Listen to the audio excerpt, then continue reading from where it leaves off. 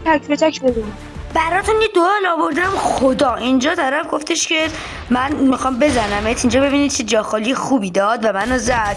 توی لابی گفتش که اصلا 2-1 با هم بازی کنیم. بعد گفتش نه تک به تک. اینجا زدمش.